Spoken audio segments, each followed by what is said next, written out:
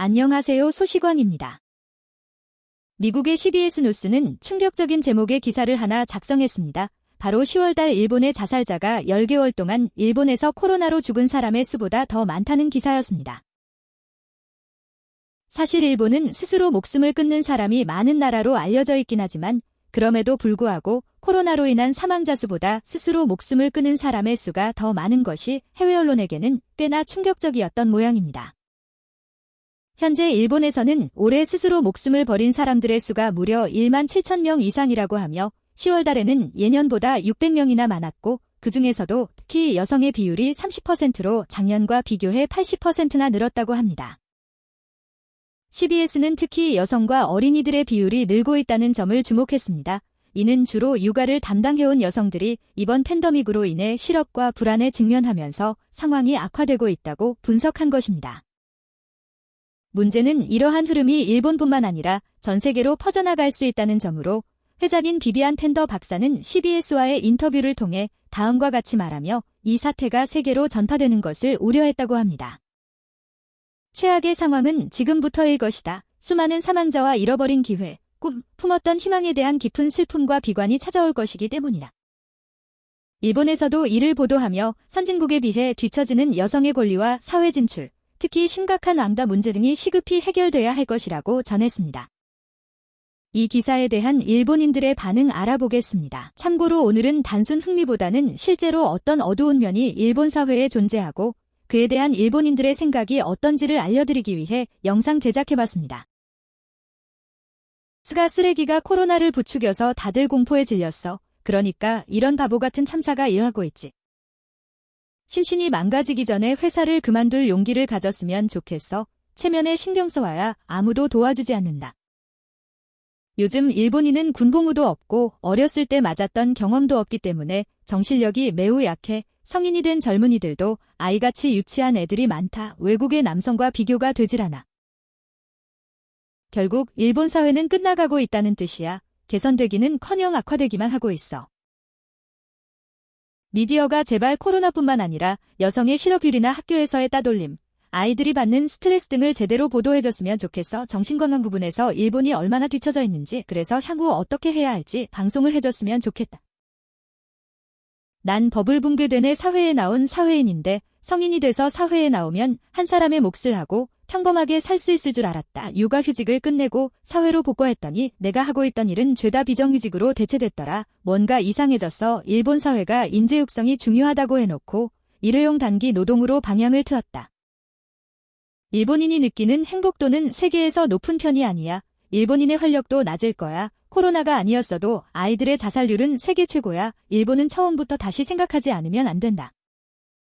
경제적인 문제까지 생기자 약자를 괴롭히는 경향이 한층 강해지고 있어. 인심이 어지간히 흉흉해졌다.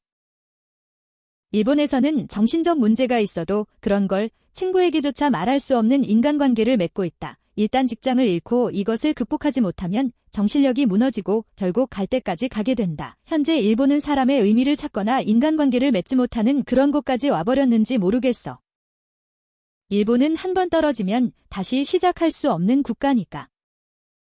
주변 친척들이 알바하면서 생활한다고 생각할까봐, 노후연금이 불안할까봐, 이런 이유로 마음이 망가질 때까지 정규직에 매달려 일하다가 스스로 목숨을 끊는 일 같은 건 하지 마라.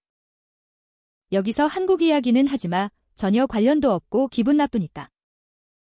인원수도 놀랍지만 이렇게까지 젊은 친구들이 스스로 생을 마감했던 적은 없었던 것 같아. 사는 게 힘드니까 내린 결정이었겠지만 이제부터라고 생각하고 살아갑시다. 돈이 문제야. 세상의 문제 99%는 다 돈으로 해결할 수 있어. 일자리를 잃고 사람과의 관계가 줄어들면서 생활이 불안정해지면서 앞이 깜깜해지면 살아갈 기력이 없어져. 옛날 일본은 가족 문화가 있었고 나름대로 이웃하고 사귀기도 하고 뭐 그런 시대가 있었잖아. 그런 게 지금은 사회안전망으로 바뀐 게 아닐까? 개인을 너무 존중한 나머지런 분들이 사라진 게 아쉽네. 사람들이 그걸 북한과 같은 감시사회라고 느꼈기 때문에 모두 시골을 버리고 도시로 나가서 두 번 다시 시골로 내려오지 않게 된 거잖아. 인텔리 여성에게 시골은 설 자리가 없는 곳이야. 내 말은 개인도 중요하지만 심심해 데미지를 입었을 때는 어느 정도 의지할 수 있는 가족이 있는 게 좋지 않을까 한다는 거지. 자살은 그냥 어리광이야. 일개미의 이론처럼 나약한 녀석은 꼭 일정 수 이상 반드시 생겨나는 걸까? 정신력이 강한 사람들만 있어도 그럼 자연스럽게 사회가 더 가혹하게 변하기 때문에 역시 그중에 상대적으로 약한 사람들이 나오기 마련이야. 자살이 어리광이라고 나도 40살까지는 그렇게 생각했었다. 10월 달에만 그렇게 죽었단 말이야. 일본인의 정신력이 약해진 게 심상치 않은다. 일본은 일본인들에게 정말 살기 힘든 나라야. 일본은 자신을 살리는 것보다 일본인으로 살 것을 강요당하고 있는 나라이기 때문에 남과 비교를 너무 해서 자유롭지가 못해 타의의 강요도 점점 강해지고 압축된 공기가 생을 마감하게 하는 것 같다. 오히려 일본의 매너가 좋다고 하는 것도 공기 때문이야. 개성을 존중하는 교육을 했으면 참 좋은 나라가 됐을 텐데. 최근 젊은 층에 쌓인 1위는 자살이야. 일본은 저출산도 문제지만 이런 자살과 고독사에 대한 지원도 시급한 과제야. 원래 일본은 옛날부터 사회로부터 아웃되면 자살하는 게 사회적 기능으로 받아들여지고 있는 나라야. 속죄하기 위해 할복해버리지. 괜찮아, 자살자가 늘어나면 통계산 출방부 변경으로 또 줄이면 되니까. 지옥이 이제 시작됐어. 이제는 멈출 수 없. 잔업이나 휴일 출근까지 하는데 연봉이 3,300 정도야. 이러니 살 가치가 없어. 비정규직이랑 비교하면 괜찮다고. 그래. 똥이나 먹어라. 결국 대학생까지만 살고 끝내는 게 최적이야. 다음 생은 부잣집에서 태어나다. 죽음을 미화하고 싶은 일본인들은 할복이나 카미카제 같은 특이한 문화를 낳았어. 하지만 죽어서 문제를 해결한다거나 죽으면 용서된다는 생각은 비겁한 현실 도피일 뿐이지. 일본 사회는 실패하면 다시 일어서는 게 불가능하기 때문이야. 원인은 신규 졸업자만 채용하고 종신고용으로 이직이 힘들고 연공서열로 개인의 성과가 무시되기 때문이지. 일본은 쇠퇴하기만 하는구나. 도망칠 수밖에 없다. 일본은 정말 냉혹해. 매너가 좋다는 것도 어디까지나 다른 사람과 트러블을 일으키지 않으려는 거니까. 일본인은 불안에 약해. 서양인처럼 말도 안 되는 도전 같은 건 못한다. 일본은 한번 레일을 벗어나면 돌아오기가 힘들고 음흉한 성격이 많아서 강하게 비판해오고 동조 압력이 강해서 스트레스 받기도 쉬워.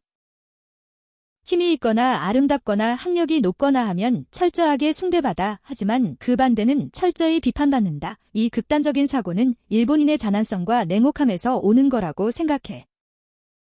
일본은 학대하는 사람보다 학대받는 사람이 나쁘다는 생각이 있으니까. 일본인은 약한 자를 괴롭히는 음습한 괴롭힘 대국이기 때문에 멘탈이 약해져서 자살 대국이 되는 것도 어쩔 수 없어. 그래서 요즘 젊은 애들은 대학 졸업하자마자 노후를 대비해서 축하기 시작하고 있어. 애는 안 낳고. 일본인은 성실하지만 그 스트레스와 울분을 음지해서 약자를 괴롭히면서 풀지. 그렇다고 그렇게 행패를 부리는 사람들이 무언가 대단한 결과를 만들어내고 경제를 성장시키지는 않는다. 그냥 다 같이 몰락할 뿐. 이렇게 오늘의 영상을 마치며 시청해주셔서 감사합니다. 여러분의 좋아요와 구독은 영상 제작에 많은 힘이 됩니다. 앞으로도 많은 관심과 시청 부탁드립니다. 당신은 소중한 사람입니다. 그 존재만으로도 아름답고 가치 있는 사람입니다. 포기하지 마세요.